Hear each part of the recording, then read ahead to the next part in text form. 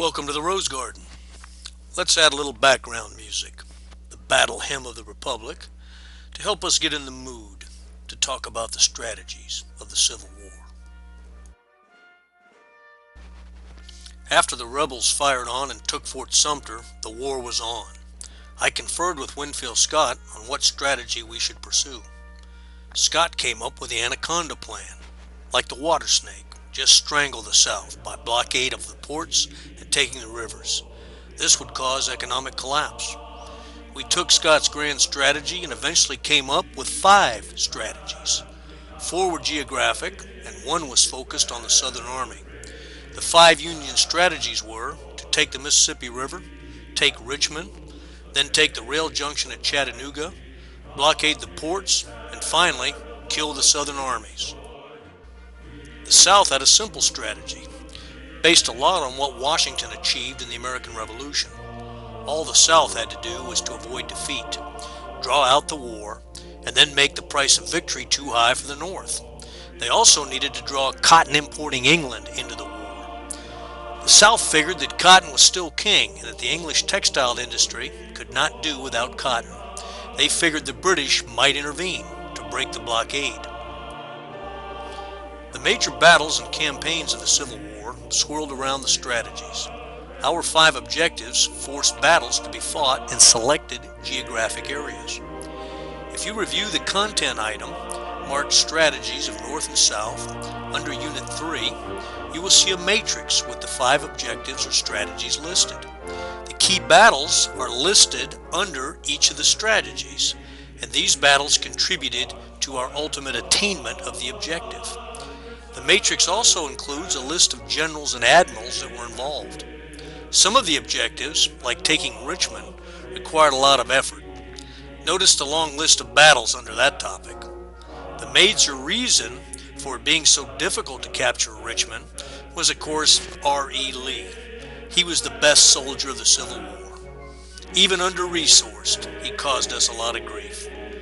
Look at the list of generals under that Richmond heading. Had to keep firing, folks, until we finally got old U.S. Grant to go head-to-head with Robert. Many of the battles listed have 2 names. That is because the Union liked to name battles after the nearest stream. The South named the battles after the nearest town. Hence, the first major ground clash is called First Bull Run, after the stream, or First Manassas, after the town.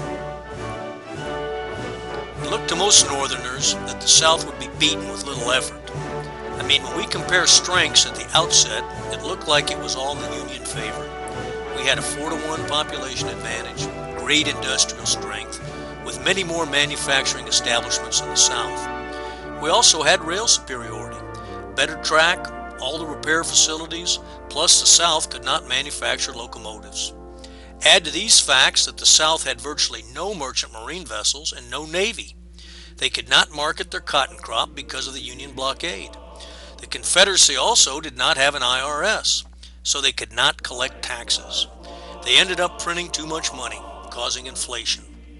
This, coupled with the Southern inability to manufacture needed war supplies, poor agricultural methods, and loss of grain-producing regions, eventually caused chronic food shortage. So economically, it did not look like the South could arm, equip, and feed its armies for any length of time. So why did the war go on for across 5 Aprils? The South had some major advantages, like interior lines, being able to fight a defensive war. And at the outbreak, they seized the federal forts and arsenals that were in the southern states.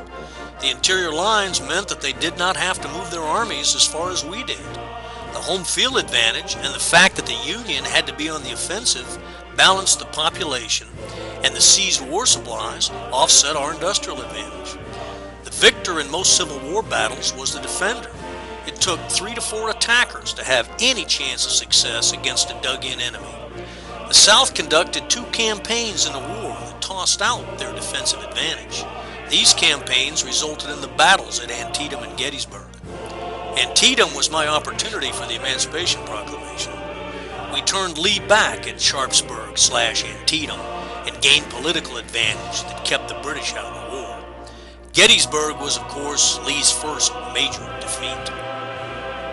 Gettysburg, along with the Vicksburg campaign, marked the turning point in the War for the Union. Vicksburg closed off the Mississippi, and along with the blockade, really got to choke in the South. Scott was right about that anaconda. The South tried some interesting methods of getting around the blockade.